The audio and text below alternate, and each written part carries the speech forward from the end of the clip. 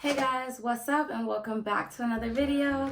This is Kay Lachelle. If you're not yet subscribed, go ahead and hit that subscribe button because why are you here for tips and gems and you don't even subscribe? Alright guys, you guys see what the title is. Today I'm showing you guys how to move far, if not cross country, and not break the bank pretty much.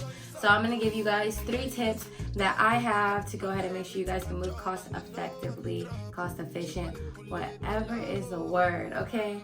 And if you guys like these type of videos, make sure you guys drop in the comments and let me know what other type of how-to, tips, videos that I can give, so I can go ahead and give you guys some more gems. But let's go ahead and get straight into it.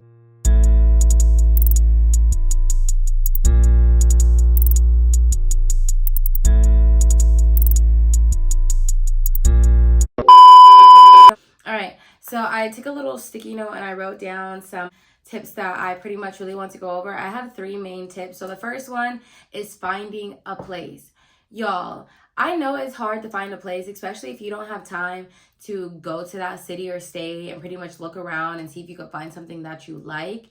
So the first thing that I recommend is bestplaces.net. I'm gonna make sure I put the website right here, and I'm gonna also try to put maybe some footage showing you guys what it kind of looks like. So what you guys would do is you guys would go to the website and just put in a couple of zip codes. So say you're looking for a place on Zillow, maybe you're just searching on Google, but whatever it is, find a zip code of a potential city or area or neighborhood that you guys might, want to live in.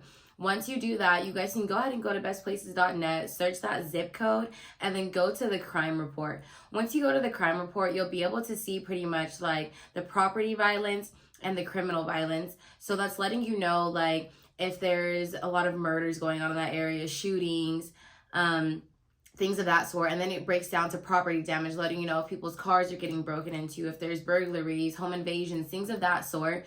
So it kind of gives you a feel of what the neighborhood is like, and it rates the neighborhood. So yeah, you guys can use that website to kind of narrow down your search to figure out what neighborhoods are best for you. Try to find something that has good schools if you guys have kids.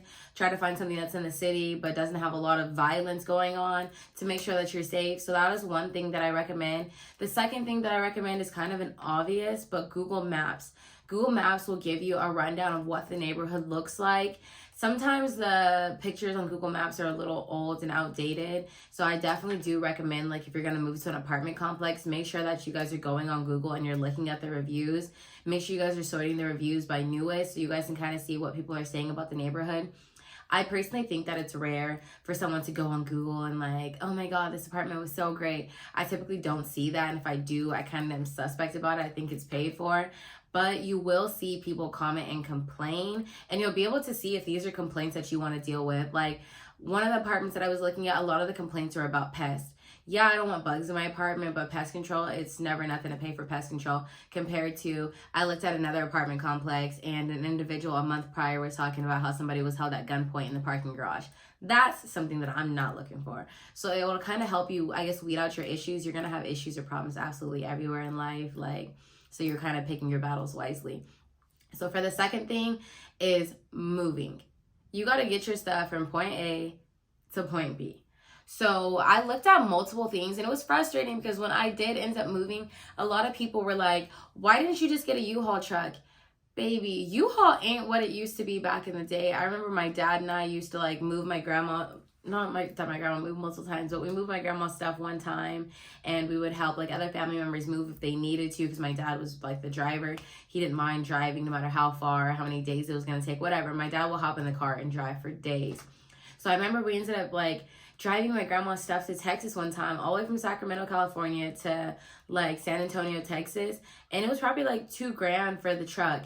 When I looked at how much it cost for that truck, it was like $4,000, and that's not including the gas that it was going to take for me to gas the truck up to get my stuff to Georgia. In addition to that, I was going to have to ship my car if I wasn't able to pull it. So it was just way too much going on. I didn't need one of those big trucks because I didn't have that much stuff. So I did look at like getting a U-Haul trailer to attach to my car so I could move all of my stuff since I didn't have that much stuff. But after looking at the U-Haul trailer and like realizing how much weight the trailer was itself, not including the things that I needed to add to the trailer, it was way too much weight for my car to pull. So if you don't have like a big car and you're not really able to pull a trailer, make sure you guys check the maximum weight. You guys don't want to pull all your stuff and have no issue. And then once you get to your destination, unhook it.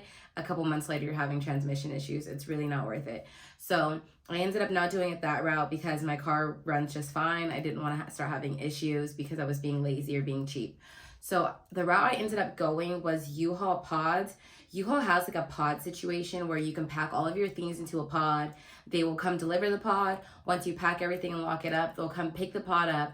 They'll transport it to your destination, and then they'll drop it off and deliver it to your home, as well as pick it back up from your new location. So that was the most cost-effective route for me. Pretty much all you have to pay for is gas. Renting the pod was about like $200, and then paying for gas ended up being like $1,200. So total, it was like $1,500 in order for me to move all of my things from California to Georgia, which was the most cost effective for me. My car is a gas saver, so pretty much driving here, I probably spent like $400 in gas. So total, it cost me about $2,000 to move all of my things from California to Georgia, which for me was a no-brainer, was nice and easy, definitely cost effective. So I recommend using the U-Haul pods to transport your things. You can get as many pods as you need. Say, for example, you have a really big place, because one pod is for a studio to 1 bedroom. So say, for example, you have like a 3 or 4 bedroom and you need multiple pods. You can just go ahead and purchase a rental for more pods at $200, and the gas will still be the same because they're all being loaded onto an 18-wheeler that's going to go ahead and transport all your things to wherever you need them to go. And then another thing that I noted to take into consideration is if you do end up getting like a U-Haul truck, if that ends up being the cheapest route for you, after you see how much it costs to get the truck, make sure you're realizing how much gas it's going to take to fill that truck up. You're going to have to fill it up more often than you would have to fill up a car. So make sure you take those numbers into consideration. Also, if you're moving somewhere that you don't really know people, make sure you do purchase like labor when it comes to unloading your things. You may have help in your hometown loading that pod up, but once you get to your destination, if you don't know nobody there, it's going to be you unloading it by yourself. And honestly, that was pretty much me. Once I got here, it was me, and one of my neighbors was super sweet, and she was willing to help me unload my things, so she helped me carry my things. I initially did pay for labor, but it was a big issue, and they were available, then they weren't available, and it was a nice welcome to Georgia and me learning how lazy these people are here to a certain extent. So I ended up not having labor, and it was me like trying to haul all these big boxes and things upstairs, and it just it was too much for me. So I definitely recommend getting labor if you guys don't know anybody in the city that you're moving to. Don't be a me and be out there trying to haul all these boxes and by yourself. The last thing that I wanted to talk about with you guys is a moving list. It is so easy for your expenses to get out of control and you not realize it, because when I first got here, I was like, you know what? I'm not going to go over the top initially. I'm going to go ahead and kind of buy the necessities that I need. And then after that, I'll start getting more things. But like, once you're walking around an empty place, first off, you get that shopping bug, because it's just like, there's so much empty space. I want to put something on this wall. I don't want to look at this wall be blank, and let me do this, let me do that. Like, no. And honestly, the small things add up. Like, make that list of small things that you're going to need. You're going to need trash cans in your bathrooms. You're going to need trash bags for your trash cans. You're going to need a trash can in the kitchen. If you don't have Tupperware, you're going to need Tupperware. Don't forget, you're going to need forks and knives and just the small little essentials for each room. You need to get a vacuum cleaner. Like, I felt like I was not thinking of all of the little small things and how much they were going to be. Like, I got an automated trash can, so when you weigh your hand on top of it, it opens up. That was $40. Trash bags, that's another $10. We're already at $50. Get a vacuum cleaner, now you're at $200. Then you buy a couple trash cans. All right, now we're already talking about $250.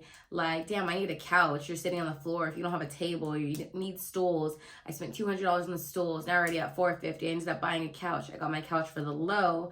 Now we're at like $1,200, not including I had to buy a new bed. My bed was $500. Like, 2 racks. Like, I ended up spending like dollars the first month that I got here, and that baby was not in the budget. So make sure you guys make a moving list of all of the small things that you're gonna need when you move here, because if you guys are moving far, obviously you're not gonna take all these little things if you don't have space. Like, I packed my pod as much as I could. Wasn't nobody trying to shove no vacuum cleaner in there. Like, fuck it, at this point I'll go buy a $60 vacuum cleaner and call it a day until I really feel like spending the money on a big one. Like, I had to just bite the bullet and get rid of certain things just because I couldn't do it. If you guys don't have money to travel back and forth and check out locations, because obviously you're not going to look at something and be like, okay, this is the one initially. Call the person. If it's either a home, if it's an apartment complex, let them know that you want videos of the property. You don't want a video on their website. You want a current video of them on the property looking at the exact unit that you would be moving into. I hate when I would call certain like apartment complexes and they would say, oh, I have a tour of that property on the website. No, because that may not be the exact unit that you're moving into. And that may be a video from 3 years ago and the apartments aren't that upkept anymore. Make sure you let them know that you want a current video, that you want them to walk in the apartment and say, hey, Kiana, this is a tour of the 4-bedroom, 2-bath that I'm going to be showing you. Like, make sure that the video is personalized so you know that it's a current video of the apartment that you will be moving into, so you're not bullshitted and you're not, you don't end up getting something that wasn't what you were looking at or what you were expecting to get. And second thing, don't pay for anything prior to moving in. An application fee and a holding deposit should be the only thing that you're paying, and your holding deposit obviously isn't refundable once you're approved for the apartment. Other than that, you shouldn't be paying for any first month's rent, nothing of that sort prior to moving in. You pay your first month's rent and you pay the remainder of your deposit when you get those keys in your hand. So please, y'all, do not be out there getting scammed, sending your first month's rent prior to moving in. That's not how it works. So yeah, I'm gonna go ahead and cut this video short, y'all. Those are my tips and tricks with moving long distance to save money. So hopefully this video helps you guys. If you guys have any more videos that you guys want me to do, showing you guys some more tips and tricks about things in my life, make sure you guys go ahead and drop down below in the comments. Sorry, y'all, if I talk too fast. For me, I don't know, when I start talking, I just start going. So hopefully this was helpful. Make sure you guys go ahead and hit that subscribe button. If you're not yet subscribed, go ahead and give me some likes on this video. And I will see you guys next time.